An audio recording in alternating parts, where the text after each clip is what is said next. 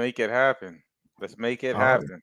Yes, sir. Yes, sir. I see you over there. It's the real estate king. Dun, dun, dun, dun. Michael Saville. The one and only. Oh, oh.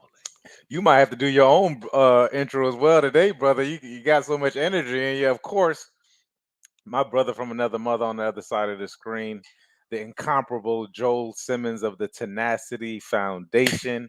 We are back. It's Friday. It's Community Beacon.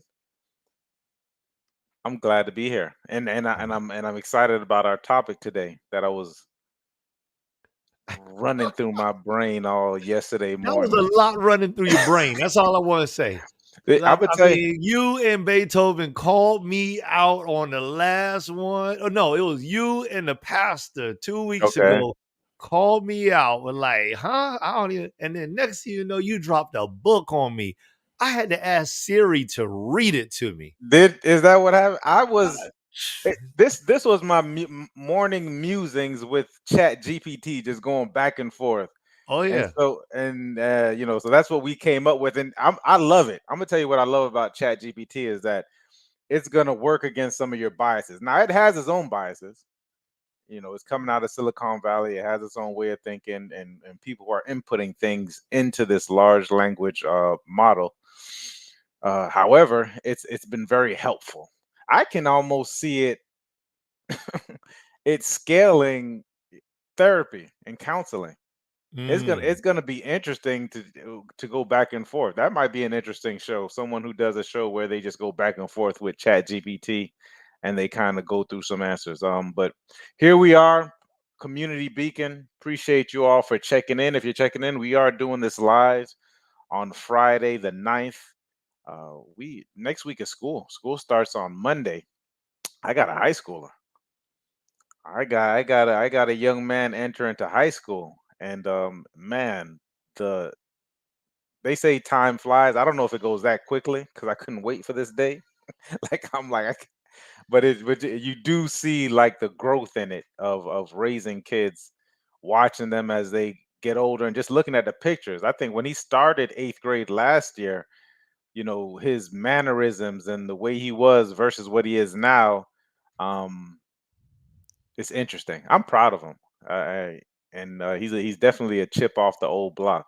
He's just like Mike, but twice as nice.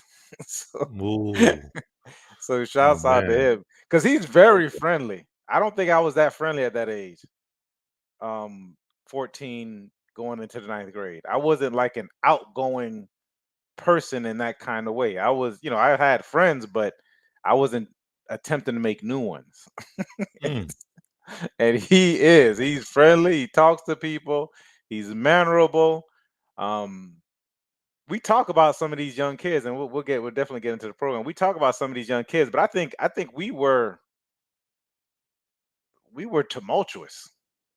I think Mm. we were a little. I think I was a little bit more tumultuous at that age, and this is like mid '90s going into the high school. So 96, 95, 96. A lot of Tupac was going on, listening to. That was like I guess the end of the NWA era as far as I was concerned. But Tupac, because I think that was like late '80s, '90s was NWA. So I was like a Tupac guy. Tupac, Biggie. '96 was the height of that so-called West Coast, East Coast beef. So and people were picking sides, even here in South Florida. Mhm. People were picking sides, and I tend to always be on the side of the underdog. So everyone loved Tupac here. So of course I was a Biggie fan because I just had to go against the grain. And I remember, but I did have an against all odds. Think about this stuff I was putting on my back. I had against all odds. That's when those keychains, true latchkey kid here, had the keychain that came around the little lanyard that you wore, and That's then it. there was a store up north. I remember going to up north and shopping with my father. He was in Jersey, and there was a store called Against All Odds, and I was like, oh yeah, I got to get that chain. So here we are. Shouts out to Memory Lane, brother. The Gathering. Talk a little bit about it. I know we is the do we have the footage? I don't think that footage is on here. I know that we had. I think she might have added it, but we Let me haven't see. refreshed. Ah, So I don't think that we can get it in here because our stuff still says the original title at the top too. So I don't think it's up there. okay. Anyway, hey man, it's all good because it is what it is, and we do what we do, and when we do it just right.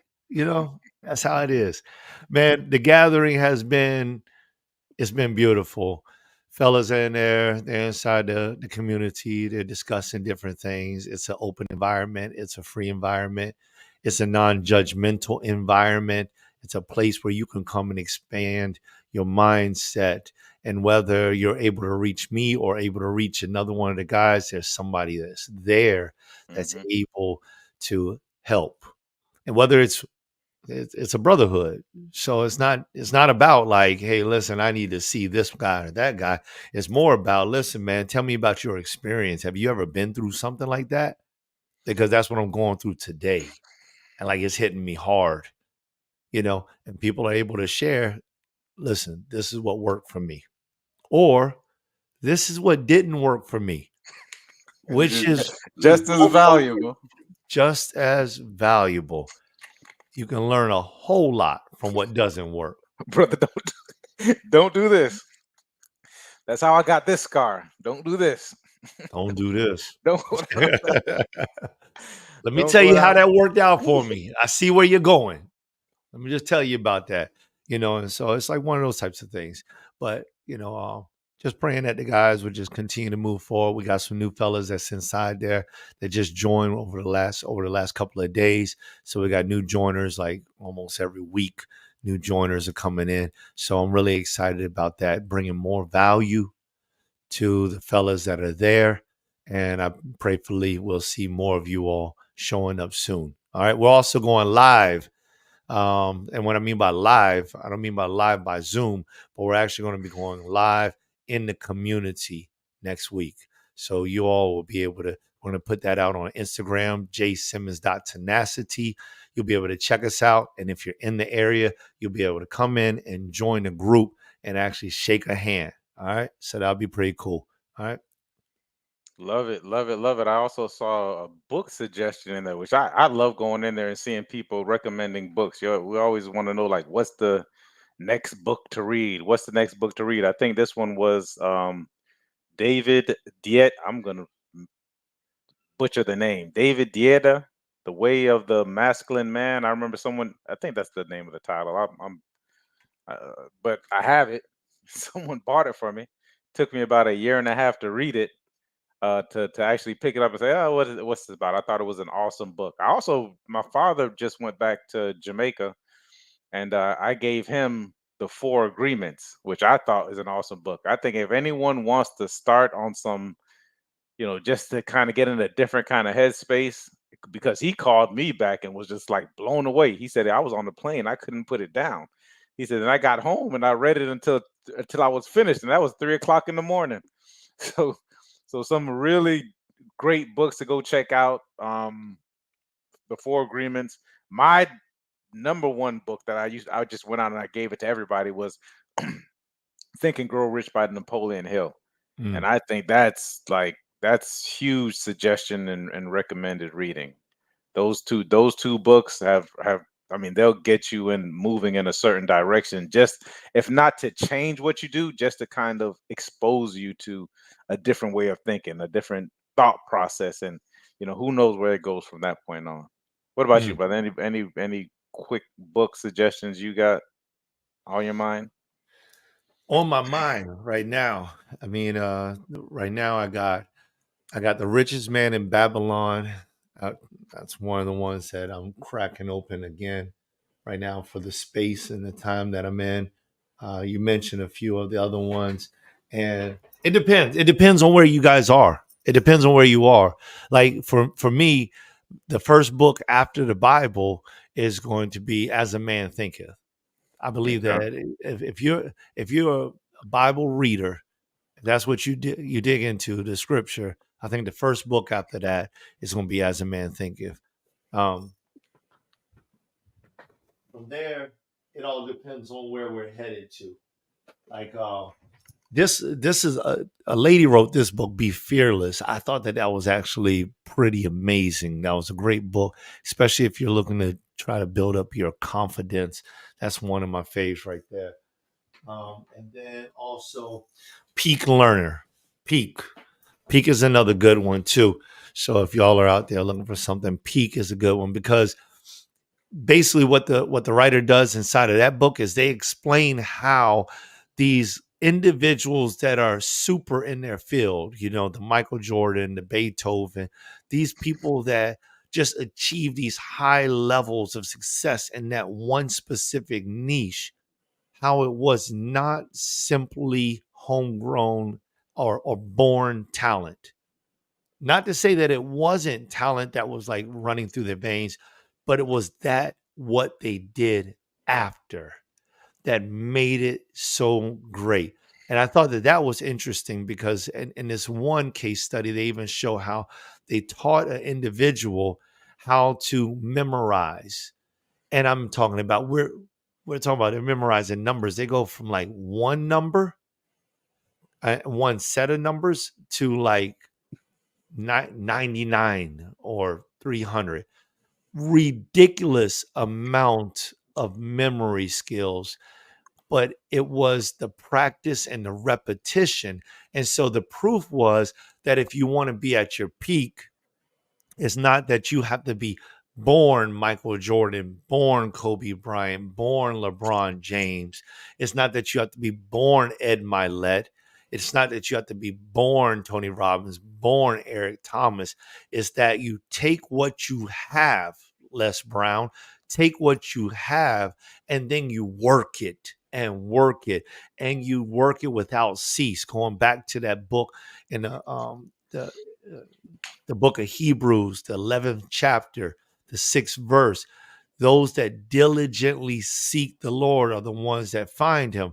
Those that diligently pursue their dreams are the ones that find their dream. You don't find your dream. You don't become the guy that does the thing until you pursue it without cease. And I think that that was one of the greatest takeaways I got from that. So I throw that book out there for you guys as well. Awesome. Awesome. All right, guys, let's get into it. You see the title, Breaking the Cycle, Balancing Responsibility and Accountability. Mine says in the modern black community, but it I is think, really yeah. it's really not necessarily racial specific. It's almost just modern day times.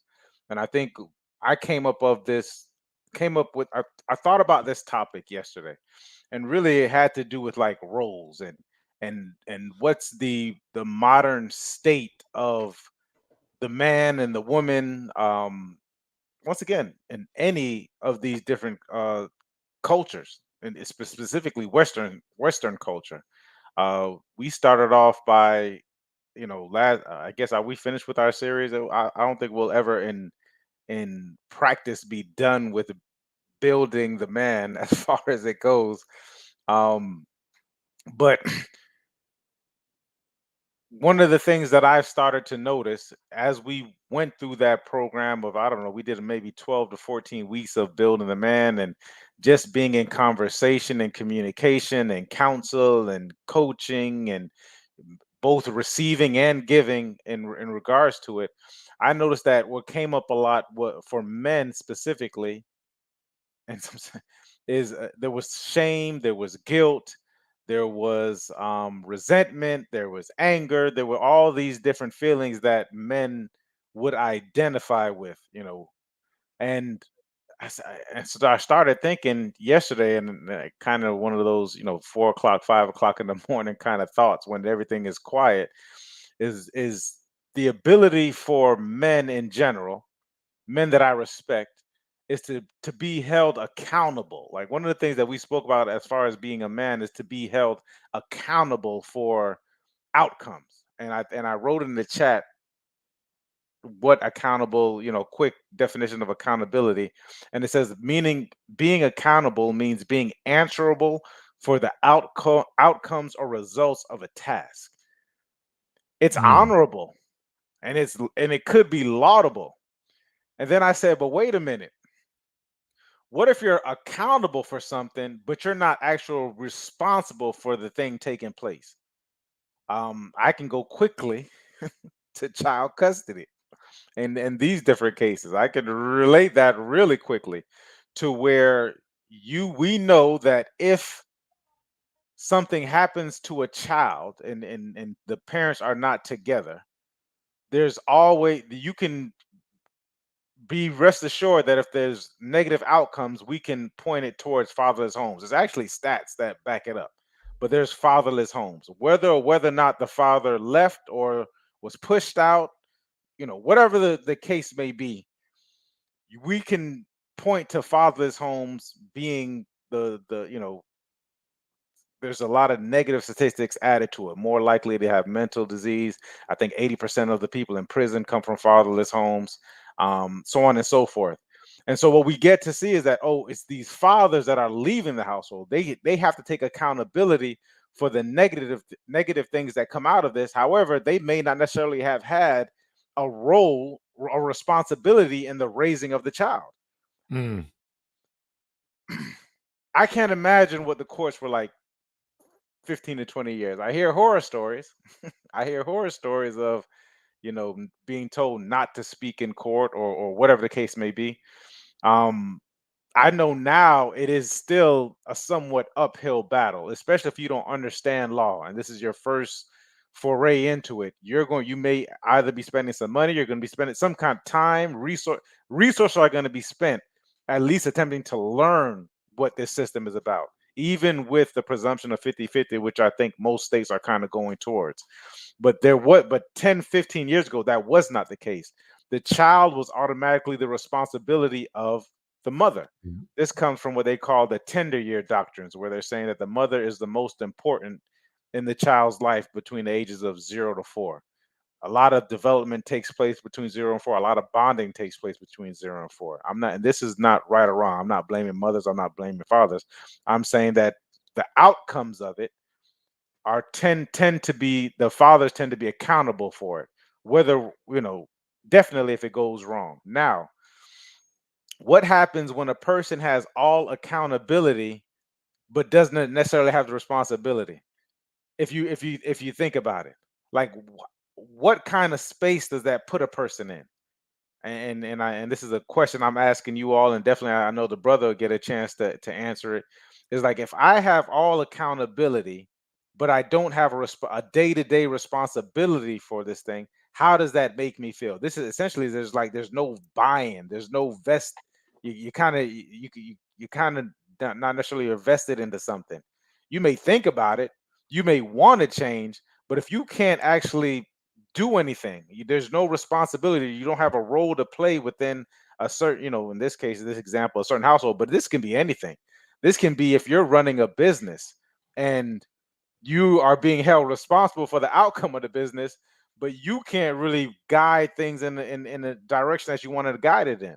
Can you imagine coming to work and them saying, well, you are responsible for us being in debt or in the red or whatever it is, and but however, you don't get a say so in the way that this business goes. And then you can flip and reverse it. You can say, well, what if I have all the responsibility, but I don't get any credit for it? I Mhm. think I think a quick think about how that makes you feel, and think about situations that are very similar to that. You could say slavery. You could say that I'm responsible for the outcome, doing all this work. Let's think about, slavery set in the 16, 17, 8, up to 1800s, mid 1800s. You're responsible for this work, but you don't get any of the glory for it. You are just a cog in this system. So no matter Mm. how much you work, you're not going to get it. And you can also think about the mothers. Mothers, no matter how much you work, you're not going to be held accountable for whatever the actions is. Well, you can take this two ways. You can say that as a person, if I have all the responsibility, but I don't get to take part in the positives of this, and there's all and and I get the negatives, or if I get the negatives and the positives, like how do you perform your responsibility? What I started to see is that what ends up happening, if I'm a cog, if I'm just thought and treated as a cog in this system, when you really look at it, a lot of maintaining happens. There's a lot of, I'm just going to keep my head down and just do what it is that I have to do in order to get to a certain type, in order to get it. So you start to the standards get lowered, or rather they never get risen. So what is the standard for this job? They want me to pick a bale of hay. That's the standard of it. I'm not gonna endeavor to pick 3 bales of hay, because what does that make me look? And if you start picking 3 bales of hay, I'm gonna start looking at you like, "Wh- he's calling me already." Um, and if he comes close, I'm gonna get him on camera. But if you start picking 3, I'm gonna start looking at you crazy, because you're trying to raise something and we have no, we don't get any what's the word for it, brother? You wouldn't get any You uh talking about credit?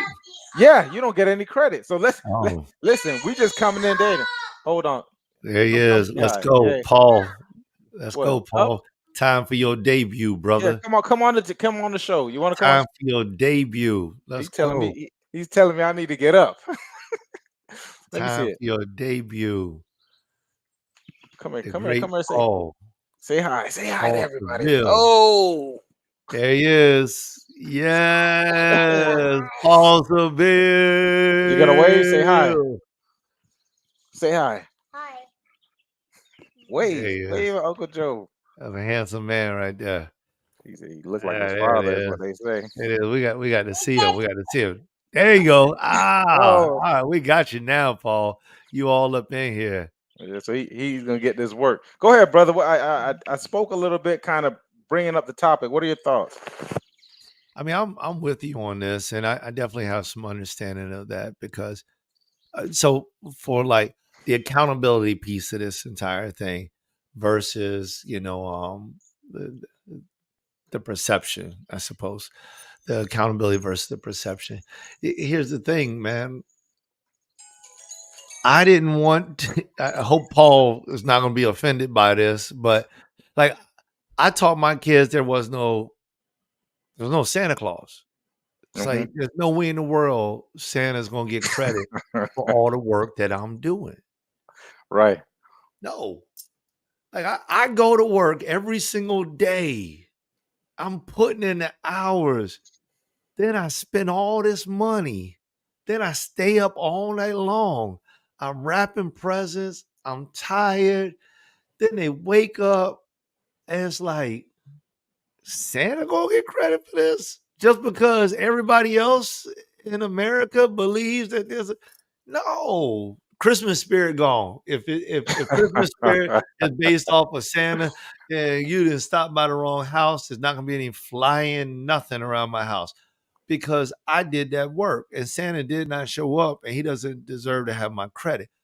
But I like what you're doing now because now you're talking about between like a husband and wife. And for me, it was a much easier decision. I didn't even think about it during those days when that first came up. But there's a lot to think about that, between husband and wife or between children or at a job. And it's like, well, what do I do? So I think about things and how if it's right here, hey, hey, hey, hey, hey, you speak up when you're talking to me. So I think about things in a perspective of, listen, man, if it's working for me at work, it should work for me at home, so to speak, or with my child, so to speak. What I'm getting at is that if I've done something solo at work and I got credit for it, they gave me a award for what I've done. I deserved it because I did it. So if my son does something, he deserves it because he did it. If my wife does something, she deserves it because she did it. I think the concern is when the lines blur. For instance, you have a spouse and the spouse they buy a gift, but the other spouse they go to work and bring the money home. So there's a blurred line there. This is something that I had to deal with. It's something I had to deal with, you know, and it made me feel like you had mentioned earlier, some kind of way, because it's like, come to Christmas, you already know my stance on Christmas. Like, I did that work, I want the credit.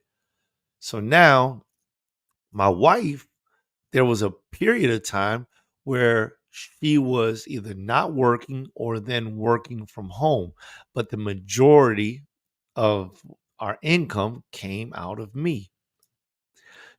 During that period of time, the kids would look at the gifts as gifts from mom. I didn't have time to go out there and buy a gift. Right. Why? Because I was working. Now, I shouldn't say I didn't have time, because we have time when we make time.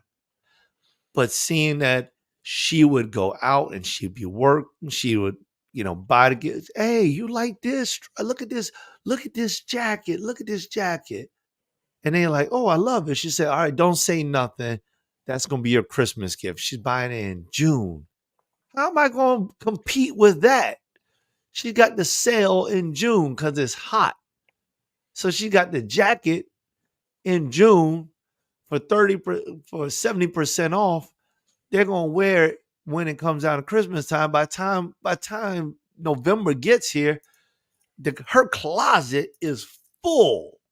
Is full. Right. She got gifts for everybody, their mom, their neighbor, everybody. And when it comes down to it, the kids open up these gifts, and when they open it, oh, I remember when you got that, mom. I had forgotten all about that. And she has to remind them, oh, it's from me and dad. Like, no, I don't want no reminders. I don't want no reminders, because my kids didn't even realize that. I don't know when they actually realized that I was actually a part of that whole thing. So for me, brother, what I started doing, I was like, okay, no problem. You're already in the habit of buying and buying and buying. So this is what I'm gonna do. I just buy one gift. That's it. I just buy one gift. And everybody knows, they still give me a hug. My middle child is super conscious. Super conscious about how she shows her appreciation. Super conscious. But for me, I buy one gift that comes out of my mind, out of my heart, one gift. And it's a lot different now because my wife, she is working. So because she is working, we have one account and we pay. But the perception of that, it can make you feel some kind of way, especially when you start dealing with a kid and you have parents that are not in the same household, parents that are in opposing households, and all of a sudden it's like one parent is paying child support and the other parent is buying all the gifts. And the parent that's paying child support, they may be shelling out lots of money, but it's almost as if they didn't buy the PlayStation. And it's hard because that kid is growing up and they may be getting the wrong end of the conversation with one parent. One parent may be saying, listen, your mom loves you. Listen, your dad loves you. The other parent may be saying, no, no, no, no. That one over there, they don't do nothing. I did everything. And they really got a paycheck. They got a check. They got a check. Or they kept their child away from the other parent. And so it's a difficult scenario because Yep. that perception means something now, because we're not just talking about, is Santa Claus real? We're talking about, how does my child feel about me? And feelings matter. They do matter. Feelings do matter because feelings are part of the construct of how we create our perception. You cannot take feelings away. I understand about knowing about feelings and knowing about emotions. I know that I do my best. I'm in 90 percentile on how I control my feelings and my perception by recognizing them, by acknowledging them, recognizing them, accepting them, and then deciding what I will do with them. That's who I am now. There are some feelings that slide on by though, and they're like, nah, man, you're gonna feel this right now, and you ain't gonna have a chance to do all of that calculation with your feelings. Nah, you got to deal with this, and then I have to come back and make appropriate movement to be able to really divide and conquer my feelings. But these are real things, and everybody's not on that same level. At all. So you got this little 10-year-old, 11-year-old, 12-year-old, 13, or 14, 15, and frontal their frontal lobe has not developed so well. They're 100% feelings. That's all they got. Everything that they say, I I feel like I'm thirsty. So I'm gonna drink some water. You know, that everything is a feeling. So I think at that point in time, perception is everything, brother. And that we have to speak to that perception. And if we're not speaking to that perception, you are losing it by deceiving yourself. Amen. You're underneath your own deception because you're saying sticks and stones may break my bones, but words will never hurt me. Nah, it ain't true. Them words are separating you from your loved ones. That's what I call the gap. That's in the gap. Yeah, yeah, powerful. Absolutely powerful stuff, brother. I this is the compassion that I have because I know a lot of people haven't put in the work that we have put in regards to, feelings and really it's about how we identify with our feelings, and then that's why I brought up the shame and the guilt and the anger and the madness of when you are taking, and then it's a lot of it is codependency as well, when you're taking accountability for something but you can't, like, it's almost attempting to change someone else's attitudes at time, like you it account taking full we talk about it, taking full accountability for someone else's actions and or where you have no responsibility. It's tough. It puts you in a place of hopelessness. It puts you in a place of shame. I don't want to be around this these things. I feel guilty about it. I'm questioning my manhood, so to speak, or womanhood, if that's the case. At the same token, being responsible, taking full responsibility for something, and not owning up to what happens is you tend not to own up to the negative consequences for it. Once again, I'm gonna go back to this the fatherless homes. People get triggered when you say single mother households. So you say fatherless homes. I go back to the fatherless homes. Our standards are lower. We're celebrating things that for the most part should happen anyways. Graduating from high school, going off to college, uh, getting out of jail. Like we start to our standards are so low that when Mm, we start to celebrate these little milestones, and that should for certain people should be the beginning of their journey to their best selves, right? mm, um and I've seen people stand up and give speeches at birthday parties because the person and the person reached a certain age and you're giving a speech because this is supposed to happen. Where when you lose a child is when the person should be like, oh, that shouldn't happen.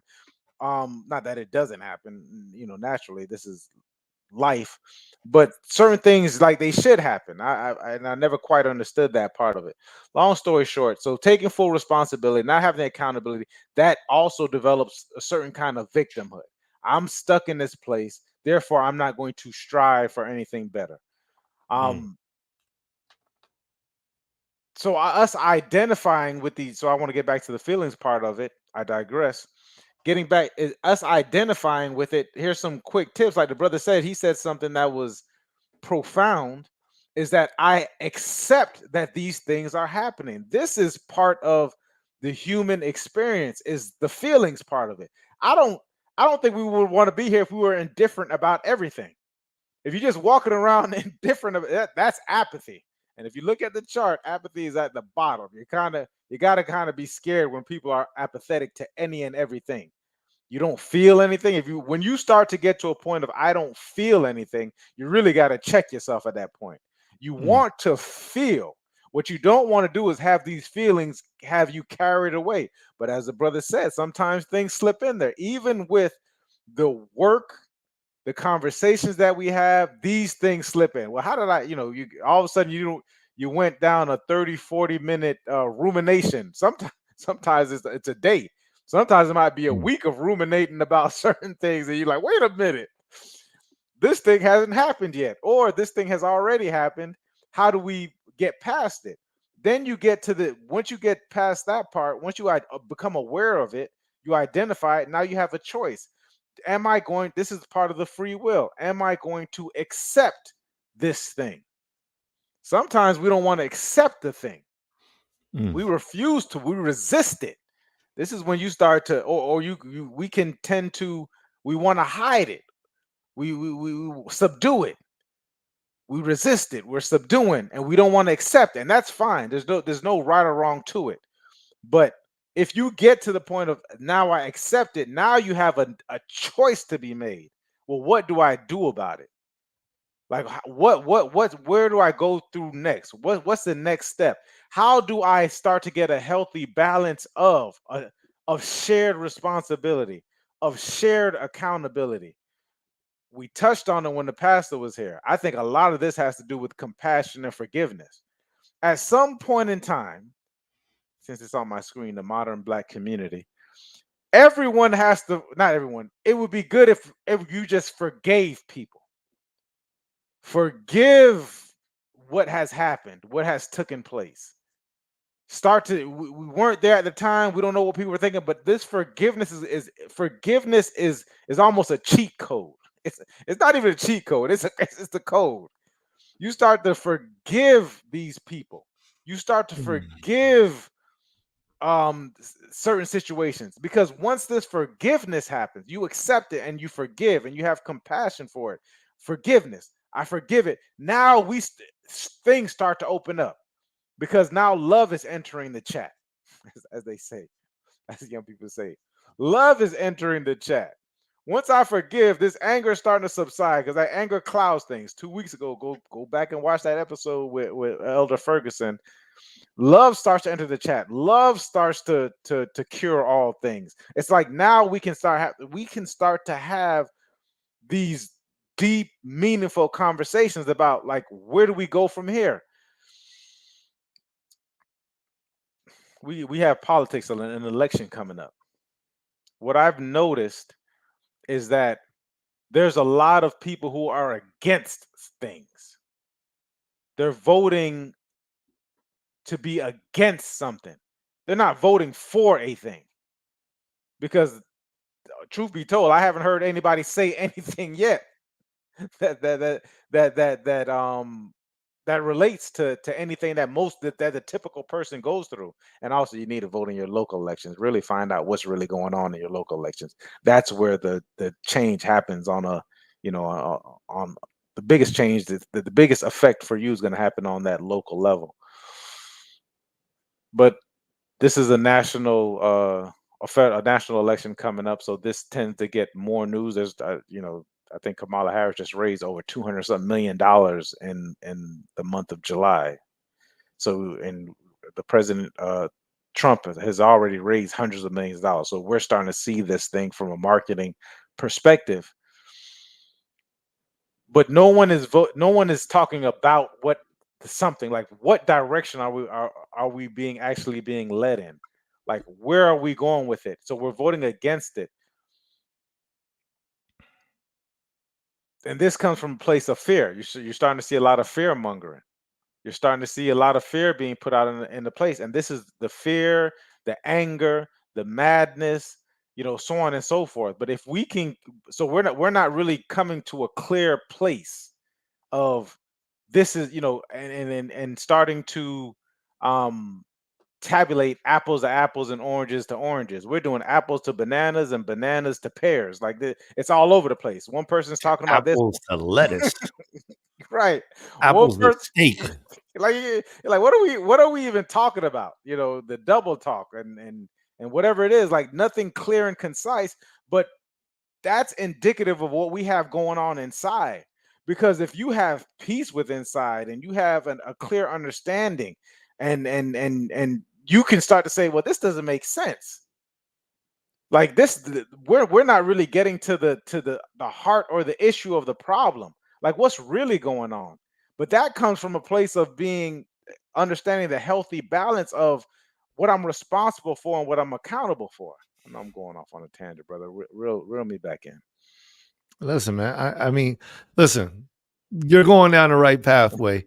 I know that we're trying to stick in. We're trying to stay in a certain path, and I definitely get it. I definitely get it because we're still talking about relationships, and the only thing that you really changed up was that we went from the inner house to outer house, and a lot of times there is a merging of the two. I mean, listen, you can't get somebody in the presidential house unless you have somebody groomed inside a personal house in the first place.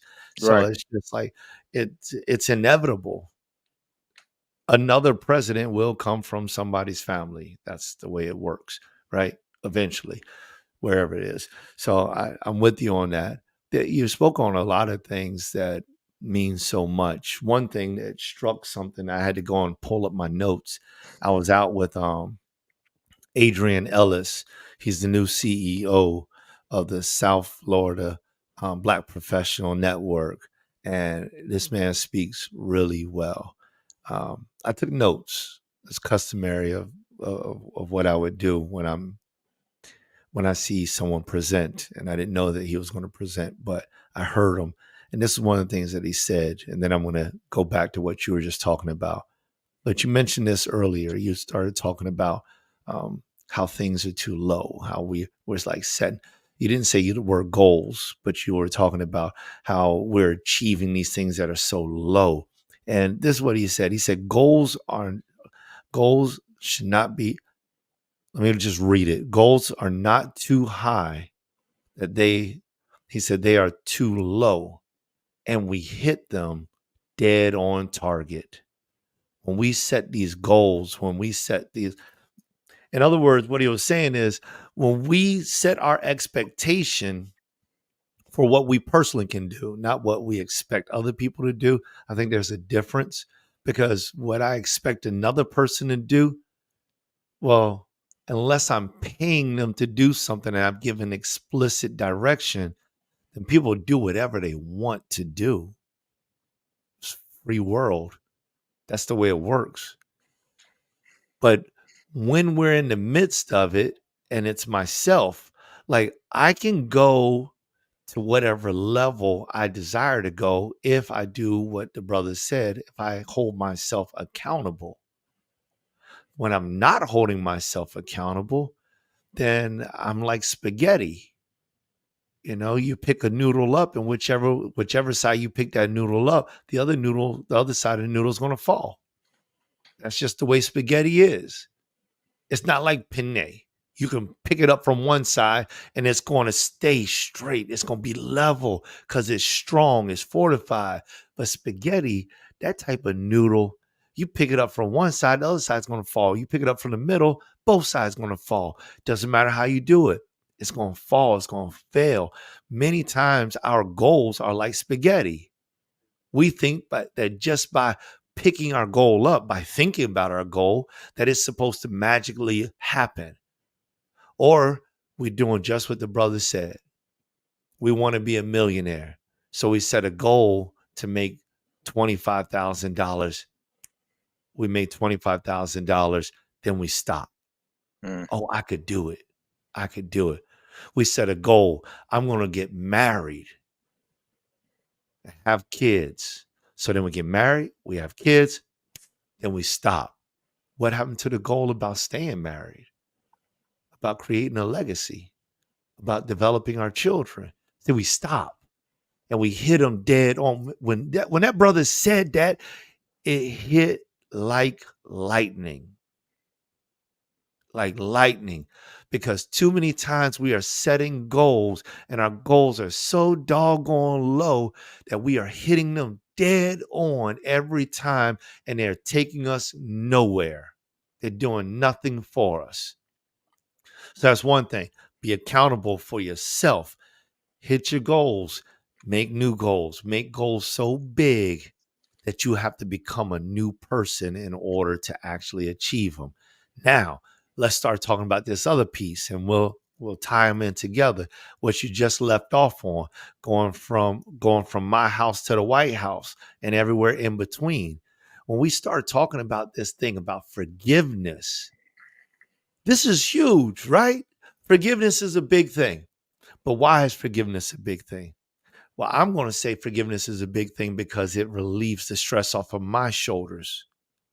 It does not change the outcome. We need to remember that as a people. Remember, if I forgive somebody, it does not change the outcome of who they are. It doesn't. But what it does do is it releases me from the tension of the stress, the frustration. It releases that from me, the burden, the weight that I'm weighing on my shoulders. Because now what can I do? Now I can set my mind on things that will improve the relationship that I'm attempting to improve. Let's get a little bit deeper into this thing because I'm feeling this one right here. Because I just had this conversation with somebody and I'm like, oh, okay. So talk to me more about this. Tell me more about this. All right. So what's going on? You're having a situation. Forget the White House right now. I want to stick into the household. I want to talk to the people of America. I want to talk to the people of Riviera Beach, of West Palm Beach. I want to talk to the people that are watching this thing right now that may be going through some type of constraints, maybe in marriage. Maybe you're not married. Maybe you got a girlfriend or a boyfriend. Maybe you're thinking about it. Yo, this is something you got to think about. When you enter into these types of relationships, you need to start thinking about, am I in it to win it? It's big. Because your destination has everything to deal with your perception of where you're going. What map did you buy before you got into this relationship? Where are you going? Are you getting married because that's what your brother did? That's what your friend did? That's what she did? That's what he did? That's what it says in the scripture? Oh, hold on. Don't get mad at me because I'm a preacher and I said it that way. I love it. I love it. Wayne, good to see you, brother. Yeah, don't get mad at me because I'm a preacher and I said it that way. Because, yo, listen, this is a real deal. Marriage, people are entering into marriage for the wrong reasons and they're not willing to do what it takes to keep that marriage going. They're getting into these relationships, boyfriend and girlfriend. What are we doing here with boyfriend and girlfriend? Don't get me wrong. I'm not here to judge you because, listen, I was a boyfriend to my wife for a year before we got married. That's real deal. And when we got married, you know, my mind was not the way it is now. I had to gain this through struggle and through desire to not let my relationship fail. So when it came down to this forgiveness thing, which is a way forward, like Wayne said, it's a way forward, it's a way of repairing. It must come both ways. And you cannot guarantee the opposite side is going to be forgiving at the time that you forgive. Adrian, that's my man. That's my man. That's the guy I was just talking about that I just quoted. Appreciate you. You can't do that. Why? Because you have no control over them. That's why. We're so involved with somebody else's life, and we Come believe on. that simply because we say what we say, that they must do what we say. Get Hmm. that out of your mind, or don't Or don't. keep it there. Live with that. Be that guy. Be that gal. Don't let it out of your mind and see where it gets you. Go back in your mind right now. Go back in your mind and think about all the times that you told somebody what to do and you expected them to do it just the way you said do it and they didn't do it and how you responded. And think for yourself, if that was me, That was me. and it wasn't something that I wanted to do or I liked to do, how would I respond to that?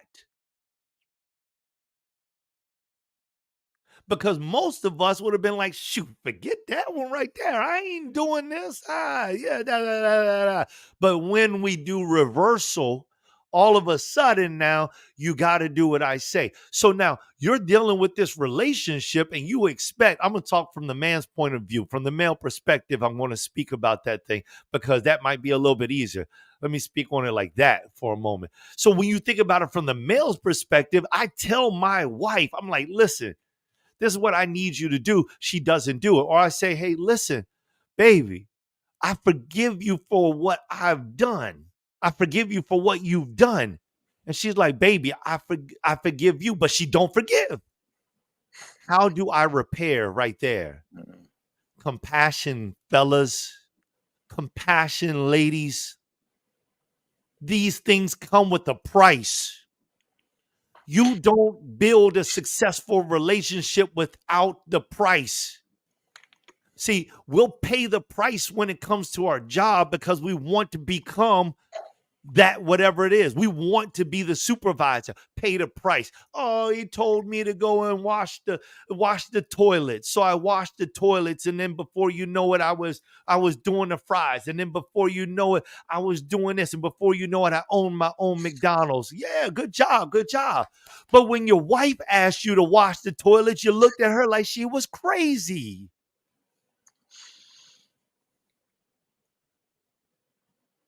This is what I'm saying, fellas, ladies. When it comes down to these things, we have to stop acting like we control the person that we're related to, that we're relating with. You don't have no control. And if you do, you ain't got no you have a one-way relationship. They might as well be a robot or a Mhm. computer. You are punching in what you want. That's not the type of a true relationship runs free like the river. It flows. And every once in a while, you end up hitting some rocky areas and you flow through that together. Sometimes you make adjustments because the rock is so big and you got the split to go around it, but then you come back together. Sometimes you go over the obstacles. Sometimes there's an undercurrent and you go under it. That's a true relationship. Compassion has got to be in there because I guarantee you are going to be the one that makes the mistake one day. And your example of Guaranteed. how you show up when they make a mistake Mhm. will be the thing, the leaning stone, the leaning stick. It will be the thing that they remember. That's going to be the thing that they remember. And just desserts is exactly what you receive. For what you give, eventually you do receive. Come on. And the greater you give, the more you give in that, the more you will receive in that. So if you have given, or like the Bible says, if you have sown deceitfully or in malice, your frustration boiled over into anger and into wrath. What you will receive eventually will be just that because you have planted the seed. So am asking, I'm asking you all, change the thought process, the mindset, sow seeds of compassion, of love, of care, of thoughtfulness. When you get angry, don't rage out on people, but take a moment and think about it. What really is going on? What is the value of this relationship? Where is the goal that I'm going to before you spout out something that is going to destroy somebody? And understand this, if you're in the middle of your relationship and you've already got that bad blood there, it will take time, Mm. patience, and it will take so many more deposits of compassion, forgiveness, and consideration. You've got to fill your bank account up, because right now, the bank account that you have is in the red. It is bleeding. It is negative. You should be glad that they didn't shut down your bank account and that relationship and close you out. Shut the door and tell you don't ever come back here no more, because they're allowing for you to go and make withdrawals when you got nothing inside of your bank account.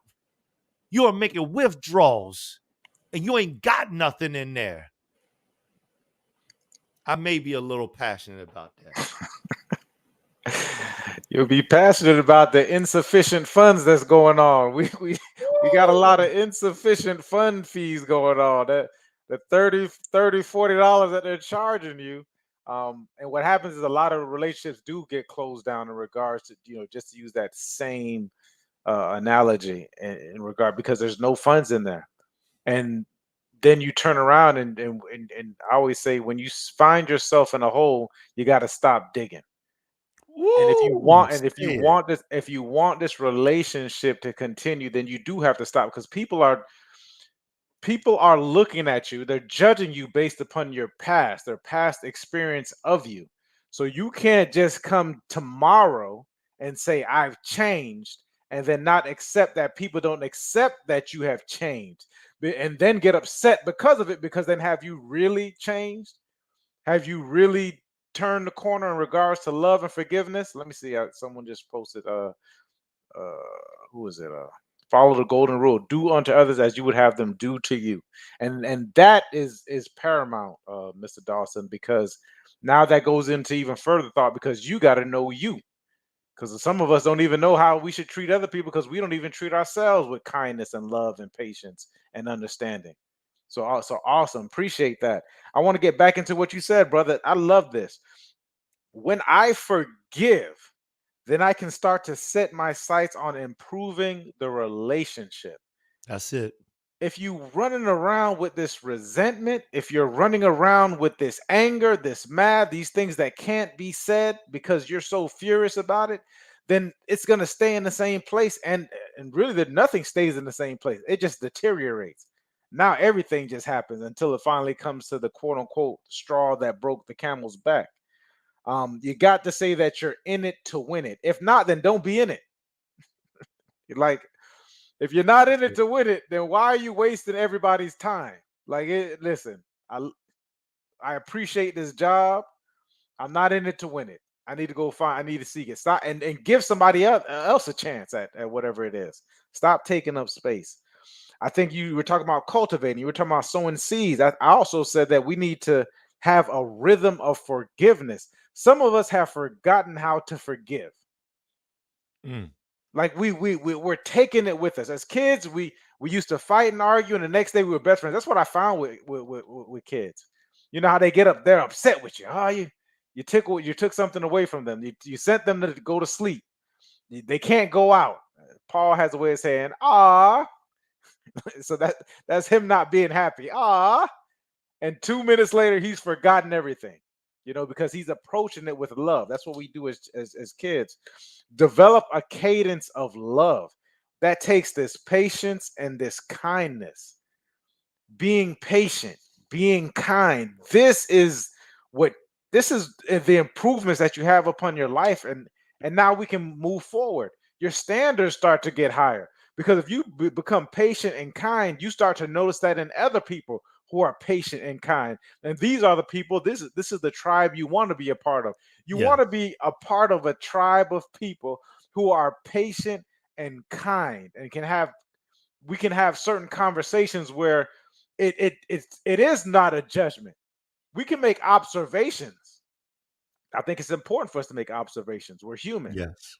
So we observe, hey, I'm observing this, but observation, difference between observation and judgment is that I'm coming from a place of seeking understanding. Hey, brother, I seen you do this. I like tell me a little bit about what's the reasoning behind that. Yes. And then the brother answers you, and you may get to hear something that you didn't hear before, or now there's a chance to possibly correct somebody. Well, Mm. brother, okay, I hear what you're saying. Now, if you looked at it this way, come take a look at this and see what this is about, and see if that fits for you.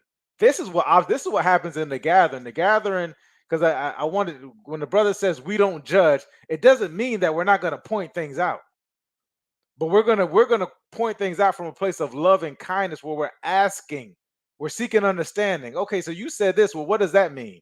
What's actually going on? Okay, because there's context to things.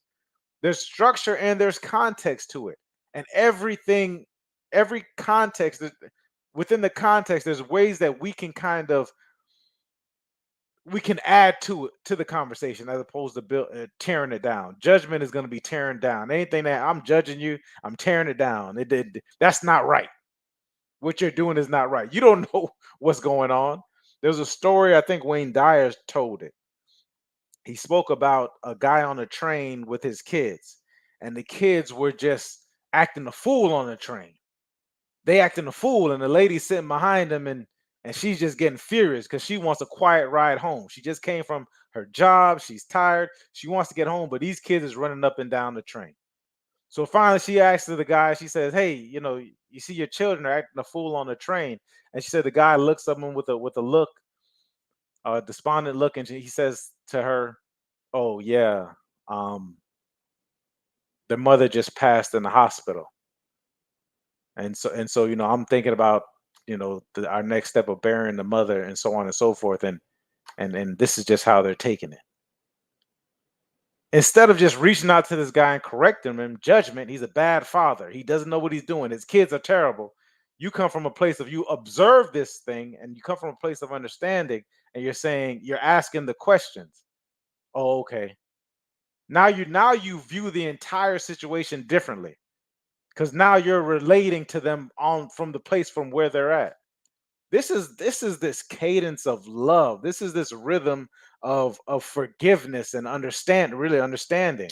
Like, we have to start developing that. We have to develop that within these relationships. We've heard at some point in time everything that's negative about one another. The wives, the women, modern day women, modern day men, they're not performing this way. They're not performing this way. The roles are changing. We've heard it, and people have went through it. But we can't continue taking this baggage. Now that we've become aware of it, we have a choice to make. Are we going to continue resisting this thing and making this the vocal point, which keeps our standards down?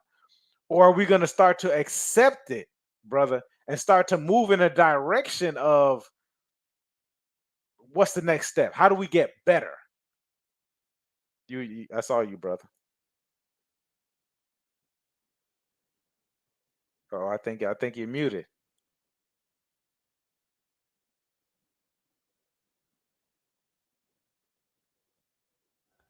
I was just saying, man, I'm just sitting there, I'm agreeing with you, because I'm Okay. like, that's exactly where it is. You're giving out the perfect recipe. And like people, you may need help with this. It's not Yeah. easy sometimes. This can be something that can be difficult. It can be hard. This can be hard. It can be, because uh, like you can come talk with me. You can talk with me. That dude that just showed up, Wayne Dawson, he's a coach. He can help you out. Mike is good people to do this. I know it's not his field, but he's very well equipped. He can do it. But the thing is like, it's because it's because for me, it's because I've been through this, Hmm.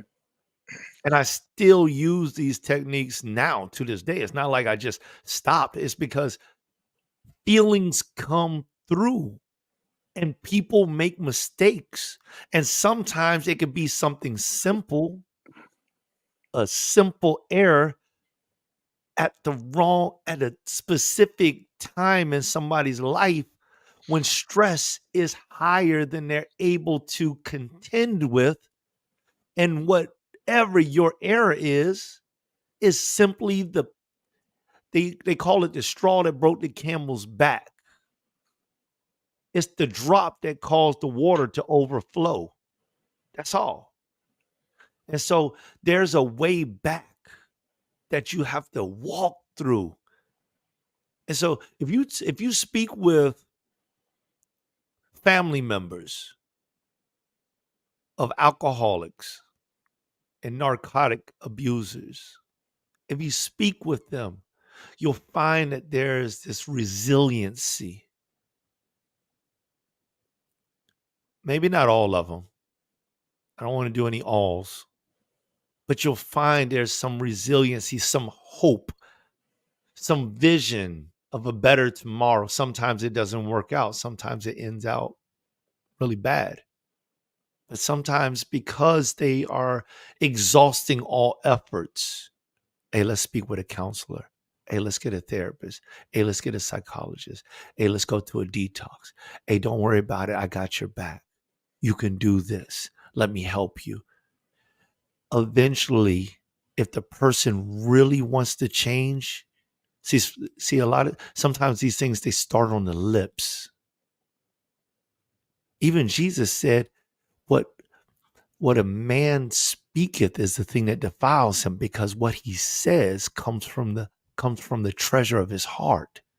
See, we don't believe. The brother just talked about judgment. We make observation, but many times we just judge.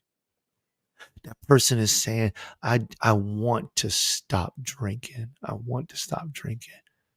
And there's some part inside of them that is telling the truth. We have to help them see that truth, but we can't make them see it. And so this is the process. This is the reason why some relationships aren't working, because people want, they, man, the your wife wants to do it right. She wants to make it work. She wants to, but she is looking, like the brother said, she is looking at your past and how many times you have failed. And she doesn't believe that you can hold up your promise. Like the brother said, you said today, I want to change. But she's seen your today many days before. And she doesn't believe that this today is different from the last one.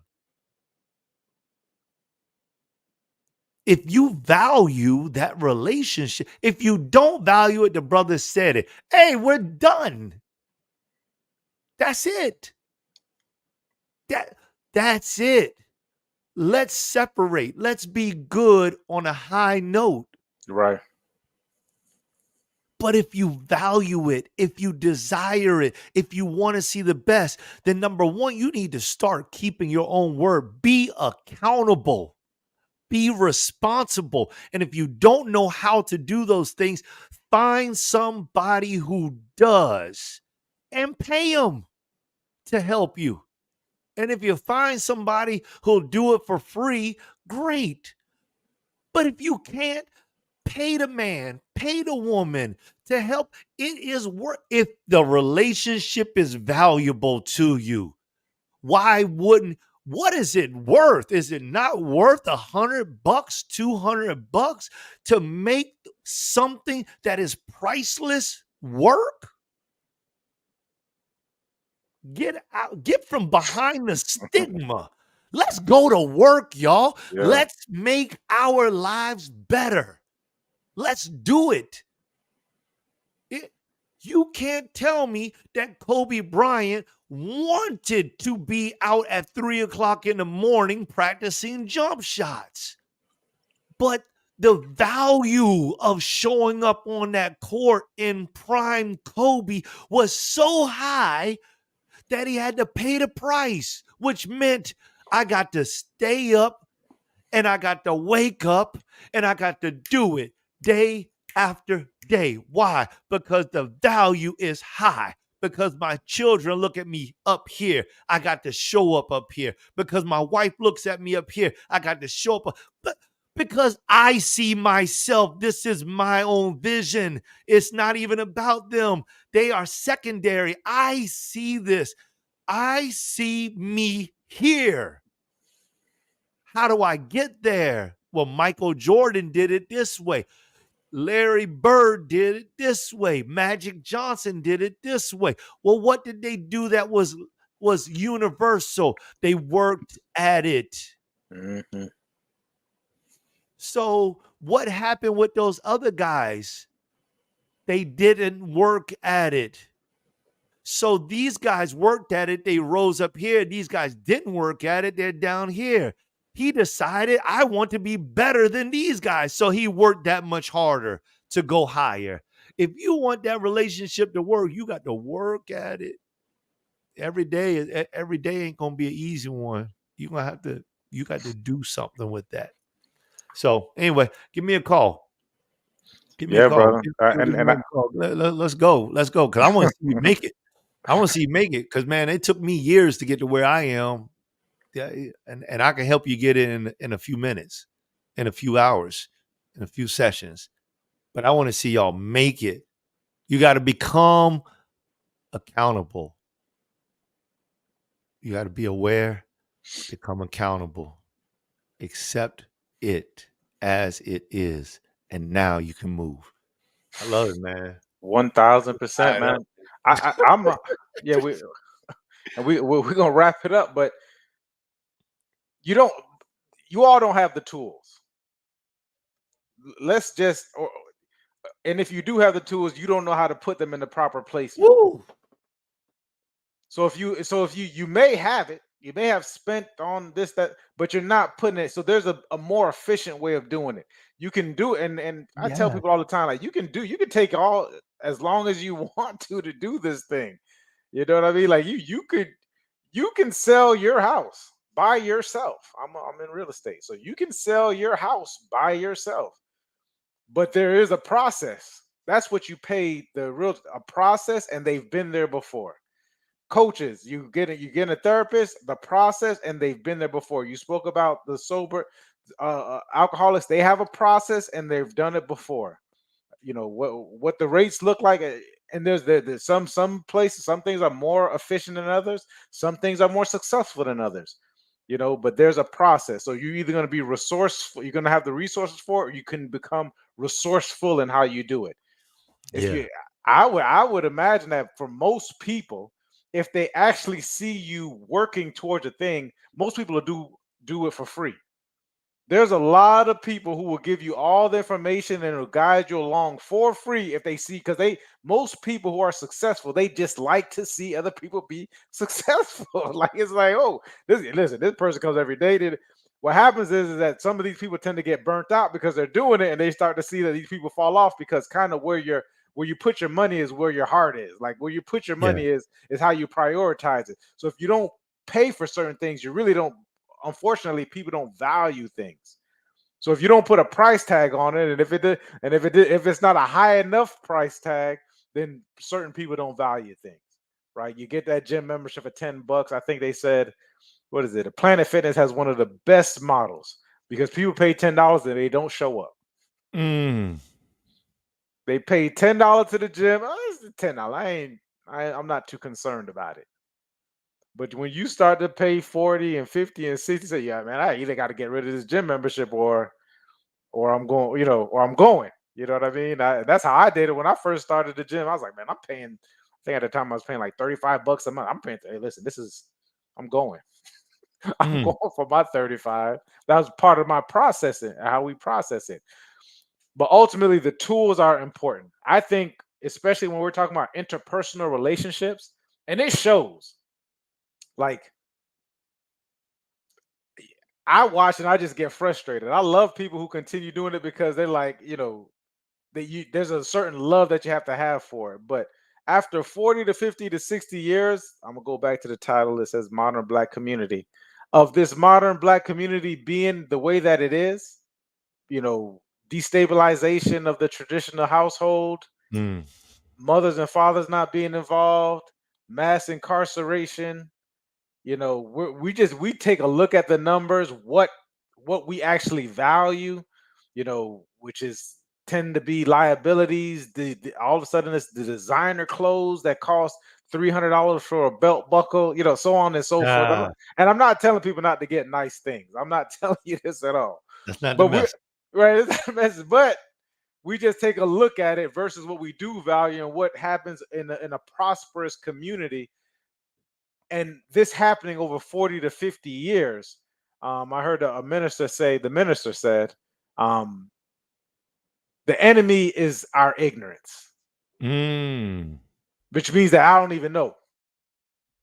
mm, I'm not calling you something derogatory. I'm just saying that you don't know. That's the mm, enemy. The enemy is not knowing, mm, right? And then the system is secondary, is what I heard. mm, So if we don't know and we're ignorant to the fact, that means that we don't have the tools because we can't even grasp it. So at some point in time we need to go out and get the tools, so you have people around you. I know the brother on the other side of the screen who has taken the time and put in the work to get it, and he calls it difficult, and he calls it difficult. I call it different. It's a mm, different way of thinking. The cadence of forgiveness is a different way of thinking because I'm so used to throwing people away. mm, If you used to just getting rid of people, mm. ah, they're not worthy to me. They have no value to me. They're valuable all within themselves because they're a person, but if they have no value to me, I'm just gonna get rid of them. I don't got to pay attention to them. Ask me how I know. It becomes How you easy. know? Ask me, right? Like how I know. I know. I mean, I had a way. I've experienced it. I ain't Yeah. gotta. I'm not paying no attention to that. I threw it away. Some of us, our fathers threw us in our mind. Our father threw us away, so it's easy. If I don't worry about my father, I don't gotta worry about that. Our mothers threw us away. My mother didn't care, so I don't got you. I don't have that kind of love for anybody else because my mother didn't have that love for me, and my father didn't have this love for me. In my minds is what we made up in our minds. So Mm, how easy is it for me to throw this thing in front of me away? And then all of a sudden it's like, oh no, but this child is the most important thing. But how can this child be the most mm, important thing when you can throw things away? You start to throw, oh, there's no help for him. Right. So at some point in time, we have to come to the realization of we don't have the tools. We need to start seeking these things and seeking them from people who aren't trying to sell us hope, because it gets past. Hope is just the beginning. Hope is just the optimistic way of, it's just that's just scratching the surface, and hope comes and goes because you're going to wake up in the morning and you're not going to be very hopeful about when you got to go into work, and you feel like you're being dogged out or whatever. Like, yeah, I don't even want to be at work. Hope goes out the window for that point. You're hoping for the weekend, right? Like everybody's working for the weekend was the song. I don't have the tools. How can I seek this? And it's not really the money, it's the resourcefulness of it. mm. What is it do I need to do? Because there there's there's efficient ways for you to get from point A to point B. And we're not getting to that point. I love it. Brother, what we got? What are the final Seek the words? direction, fellas, Yeah. ladies, fellas, whatever it is that you're looking for, it doesn't matter. All of these things that we talked about, they go across every single field, all of it. Whatever it is that you're looking for, seek the direction. I love the way Mike just broke that thing down when he started talking about the therapist, the counselor, the real estate agent, whatever it is. There's a reason why you pay somebody to help you. Go out there and find. If you don't buy your own house, then do your own research. Go do the research. That's the other side. Do diligence. Do your research. And remember, just like Mike said, one reason why we one reason why we don't hit the mark sometimes is because we don't have the tools. Another reason why we don't hit the mark sometimes is because we have the tools, but we don't know how to use the tools. Yep. Don't use a hammer when you need a screwdriver. Don't use a screwdriver when you need a saw. Another reason why is because we're ignorant. We just don't know what we don't know. Don't even know what we don't know. Didn't know we needed a tool. And if we had a tool, didn't know how to use a tool. All these little tidbits, you may need to change your circles, because if you're hearing the same words every single day, I probably would start there. Get into a new circle, be in the community beacon, come jump inside a gathering where people are expanding their minds, their mindset. Listen to my boy Dawson. He's got a podcast that goes on. Check that out. Check out Beethoven's podcast. Check out Lou's podcast. Expand your mind. Yeah. So this is what I would say: a challenge for everybody. The challenge is simple. Doesn't require any reading, even though we talked about books. It just requires viewing and listening. Go on to YouTube, type in whatever it is you're looking for: real estate, motivation, inspiration, how to deal with my family. Find somebody that has a lot of notoriety. I mean, we don't have a lot of views, we don't have a lot of notoriety today. And if you found us, congratulations. I'm glad you're here with us. We welcome you. But I don't want to send you out there and you find somebody with like 3 views and they're talking about some old mishmash stuff. Go out there, find your thing, and start digesting that Yeah. instead of the other stuff. And then if anything else, go get the books, because that's where we got the knowledge.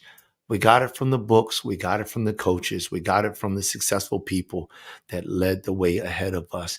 And then we bounced it back and forth between each other. We created a mastermind. So just one thing, I know I gave you 3, but one thing: go on YouTube, research that thing, find that person that is speaking the language and is speaking at a higher level than you understand, but high enough so that you understand this may be the thing, and start listening daily. Amen, guys. Love you. Appreciate you all checking in. Everyone that commented, so on and so forth. If you're catching this on the replay, feel free to comment. Let us know. Appreciate you. See you next week. Peace. God willing, and if the creek don't rise. Ah.